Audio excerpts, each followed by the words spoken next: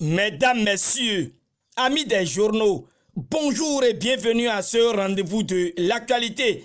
Si l'on définit la Constitution comme un ensemble de principes ou un instrument qui contient les règles relatives au mode de désignation des gouvernants, à l'organisation et au fonctionnement des pouvoirs politiques de l'État, il est aisé de comprendre que son but est la préservation du bien commun par les principes et bénéfices reconnus de la séparation des pouvoirs pour une justice au plus égalitaire, pour la préservation de la souveraineté nationale, incitant aux qualités individuelles d'impartialité des représentants, plus sûrement, intrinsèquement, évitant par ces règles des conflits d'intérêts et de collision, limitant, supprimant au mieux nombre de risques de dérive naturelle des pouvoirs sans contrôle, sans modérateur, sans contre-pouvoir. Je veux faire allusion au totalitarisme, à l'oligarchie,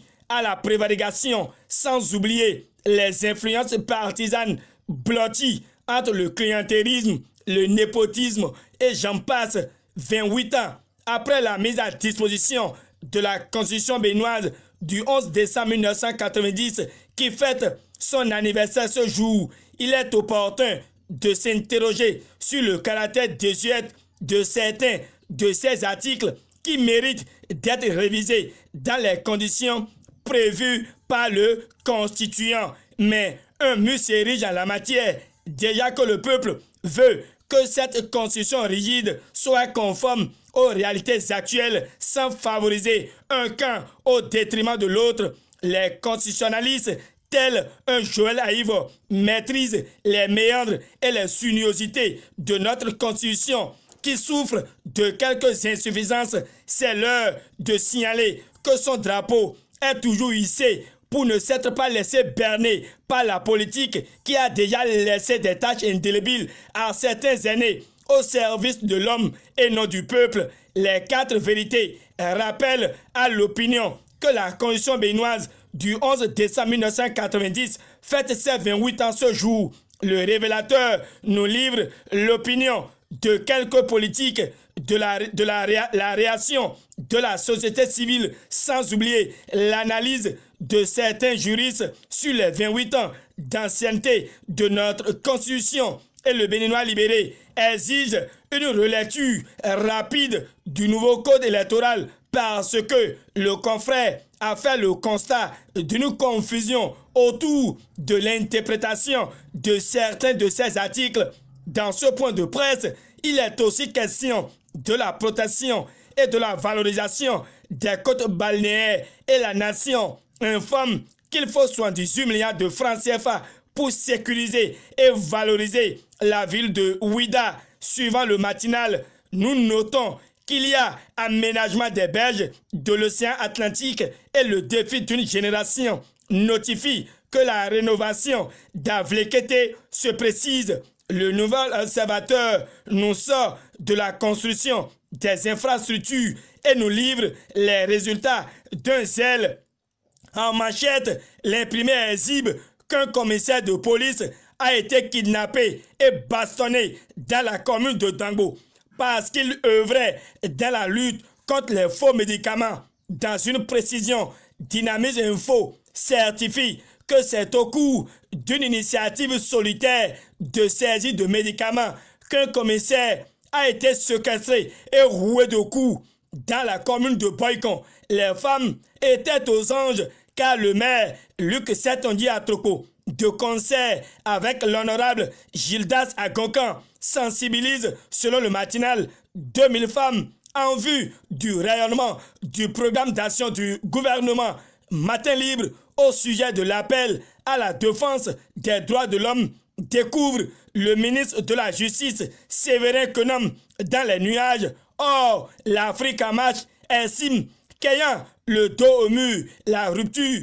ne peut plus reculer concernant les mesures provisoires demandées par la Cour africaine des droits de l'homme et des peuples. Le confrère met à disposition les explications de maître Isiaka Moustapha. Le même journal relate que les cris d'alarme ont repris à propos de la taxation des communications électroniques. L'Afrique en marche clame que le calvaire des Béninois a repris car l'autorité de régulation des communications électroniques et des postes enfonce le clou après la reculade du gouvernement. Un nouveau bras de fer en perspective entre les consommateurs et la ARCEP, écrit le Nouvel Observateur, alors que le Béninois libéré nous étale les grands acteurs de la victoire liés au franc succès du congrès du bloc républicain à Parakou. Dynamisme Info met l'accent sur l'appel répété de l'opposition pour la constitution d'un bloc unique et expose qu'il y a nécessité pour cette classe politique de traduire les volontés en actes. Oui, cette volonté s'est exprimée déjà du côté de la dynamique unitaire pour la démocratie et le développement, car le routier félicite Houdé, Akpaunka et Moussou Gede pour le congrès de leur parti. Suivant le Béninois libéré, les FCBE vont seuls aux élections, alors que l'Union sociale libérale, la Renaissance du Bénin et le parti Restaurer l'espoir sont ensemble pour contrer la rupture aux élections. À en croire le journal de Aboubakar Takou, Azanaï continue toujours de réfléchir d'une seule haleine. Le caribou s'installe et oriente son analyse sur les déclarations abusives et respect intergénérationnel vu en berne. Dans une interrogation, les premiers se demandent si la ville de Porto-Novo s'est-elle développée aux heures fastes de Karim Da Silva. Le canard trouve que la vieillesse regrette sa jeunesse et fait profil bas. Pour finir, le caribou se demande jusqu'à quand la Jatrouée va-t-elle se moquer de la bassine. Voilà qui est demandé et Dynamisme Info au regard de la loi des finances exercice 2019 comprend que les tractations pour les positionnements plombent les débats. Fin de cette revue de presse, réalisation et présentation Gutenberg Sohou. D'ici à là, portez-vous bien et à demain pour d'autres actualités. Mesdames, Messieurs,